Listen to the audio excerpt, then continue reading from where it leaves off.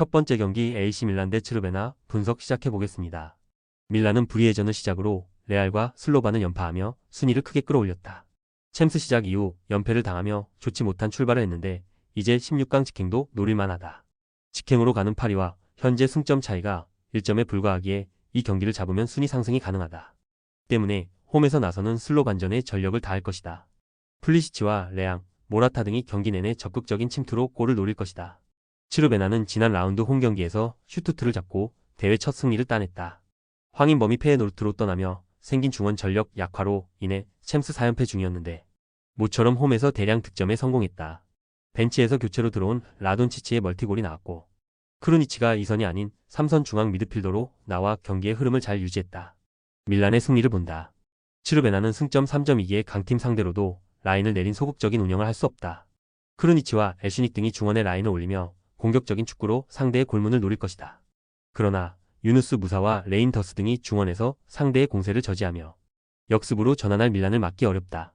모라타 외에도 아브라함과 오카포, 레앙이 기회를 골로 연결할 밀란이 승리할 것이다. 두 번째 경기 페에노르트 대 스파르타 프라하 분석 시작해보겠습니다. 페에노르트는 잘츠부르크에 패하며 다소 분위기가 처질 수 있는 위기를 맞았었다. 그러나 맨시티 원정에서 선제 3골을 내주고도 승점을 따내며 다시 분위기를 끌어올렸다. 리그에서는 지난 주말 발베이크 원정을 승리하며 2위에 승점 3점 차로 다가섰다. 부상에서 돌아온 히메네스가 최전방에서 위협적인 움직임을 가져가고 있고 밀란보와 황인범의 중원 존재감도 확실하다. 스파르타 프라하는 챔스 시작 이후 두 경기에서 승점 4점을 따냈다.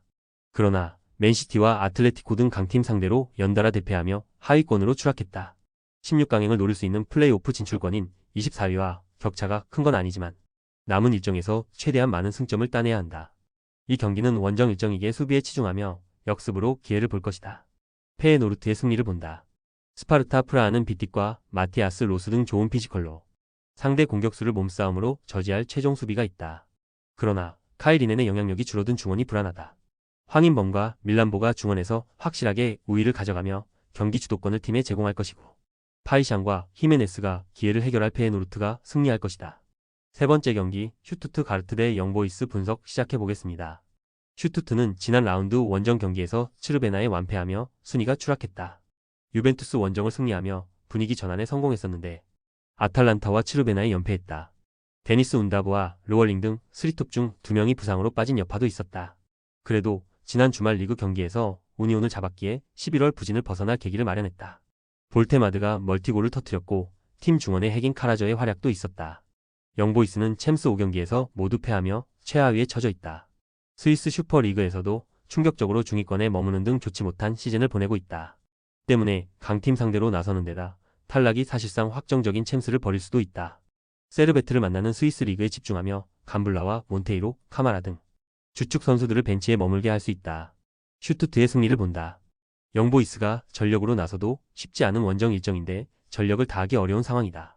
데미로비치 외에도 볼테마드가 운다브의 공백을 메우고 있고 슈틸러와 카라저 등 홈팀이 자랑하는 중원이 경기의 주도권을 확실하게 잡을 슈투트가 승리할 것이다. 네 번째 경기 카디프 대 프레스턴 분석 시작해보겠습니다. 카디프는 주말 경기가 악천 후 여파로 취소됐는데 그 전 경기에서는 코번트리와 비겼다. 원정에서 연패를 피하기 위해 나선 경기였는데 중앙 미드필더로 나선 로버트슨이 풀타임을 소화하며 중요한 골을 비롯해 맹활약했고 메이테의 공격 전개도 좋았다. 그러나 루턴전 원정 패배 이후 5경기에서 승점 2점 추가에 그치며 하위권을 벗어나지 못했다. 홈에서도 연패 중이기에 로빈슨과 메이테를 앞세워 연패 탈출이 필요하다. 프레스턴은 셰필드 웬즈데이 원정에서 좋은 경기를 했지만 원했던 승점 3점 추가에 실패했다. 그래도 최전방 스트라이커로 나선 에밀리스의 골로 귀중한 승점을 따냈고 맥칸이 중원에서 공수의 연결고리 역할을 해줬다. 그로 인해 4경기 연속 승점 추가에 성공하며 이 경기에서도 분위기를 이어가려 할 것이다. 접전을 본다. 카디프가 최근 승점 획득에 고전하는 건 사실이다. 그러나 홈 연패를 끊어내기 위해 이 경기에는 선수들이 집중력을 확실하게 끌어올릴 것이다. 시오피스와 로버트슨 등 중원에 나와 상대의 공세를 끊어낼 선수들의 활약도 기대되는 카디프가 승점 1점을 챙길 것이다. 다섯 번째 경기 헐시티 대 와포드 분석 시작해보겠습니다. 헐시티는 지난 주말 블랙번에 패하며 리그 최하위로 추락했다. 시즌 초반 빠르게 3승을 올리며 중위권으로 도약했었는데 최근 4경기에서 단 한 골에 그치며 승점을 추가하지 못했다. 홈에서도 연패가 길어지는데 최전방 공격수인 베디아를 비롯해 팔머와 버스토우 등이 공격 상황에서 마무리에 실패했다. 와포드는 직전 경기가 기상 악화로 인해 취소됐었다. 최근 4경기에서 2승 2무를 기록하며 무패를 달리고 있기에 아쉬운 경기 연기였다. 리그 7골을 기록 중인 바요를 비롯해 카엠베와 차크베타제, 화두우 바등을 앞세운 공격적인 강점이 있는 팀이라는 인상이 짙은데 무패 기간 동안 3차례나 클린시트에 성공했다. 무사 시소코의 안정적인 수비 보호 속에 포르테우스와 시에랄타가 골키퍼 앞을 철통처럼 지키고 있기에 원정에서 무패를 이어가려 할 것이다. 와포드의 승리를 본다. 헐시티의 홈 연전이지만 최근 경기력 저하가 크기에 바로 반등을 기대하긴 어렵다. 슬라터의 중원 영향력이 떨어진 것도 문제가 될 수 있다.